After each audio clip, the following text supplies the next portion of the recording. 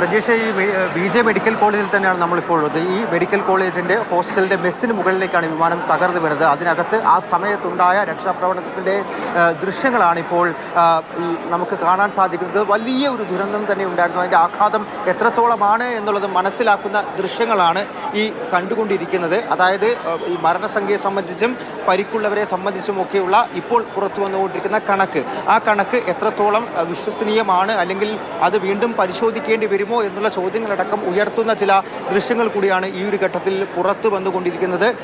ഈ വലിയ തോതിൽ പുറത്തുനിന്നുള്ള രക്ഷാപ്രവർത്തകർ, അത് പോലീസും മറ്റ് ഫയർഫോഴ്സും എല്ലാം എത്തുന്നതിന് മുൻപ് തന്നെ അവിടെ ഉണ്ടായിരുന്നവർ, നാട്ടുകാരെല്ലാവരും ഏകോപിപ്പിച്ചുകൊണ്ട് അതിനകത്തേക്ക് കയറി വന്ന് അവിടെ ഭക്ഷണം കഴിച്ചുകൊണ്ടിരിക്കുകയായിരുന്ന മെഡിക്കൽ വിദ്യാർത്ഥികളെ രക്ഷപ്പെടുത്തി പുറത്തേക്ക് വലിച്ചെടുക്കുന്ന ഓരോ കോൺക്രീറ്റ് പാളികളും മറിച്ചിട്ട് അതിനകത്ത് ഉണ്ടായിരുന്ന വിദ്യാർത്ഥികളെ രക്ഷപ്പെടുത്തി പുറത്തേക്ക് എടുക്കുന്ന ദൃശ്യങ്ങൾ തന്നെയാണ് നമുക്ക് കാണാൻ സാധിക്കുന്നത്.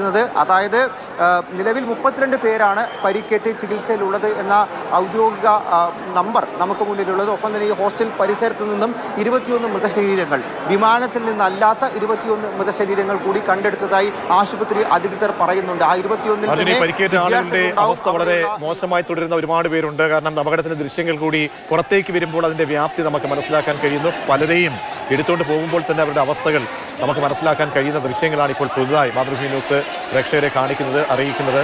അർജുൻ, അവരുടെ ആരോഗ്യസ്ഥിതിയൊക്കെ എങ്ങനെയാണ്?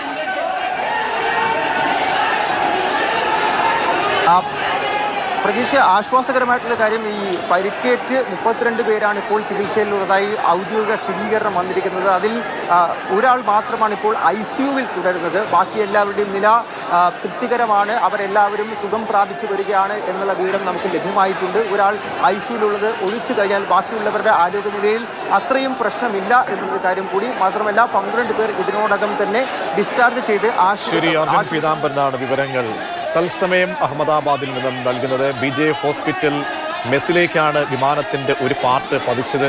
അതിനുശേഷമുള്ള ദൃശ്യങ്ങൾ നമ്മൾ കാണുകയാണ്.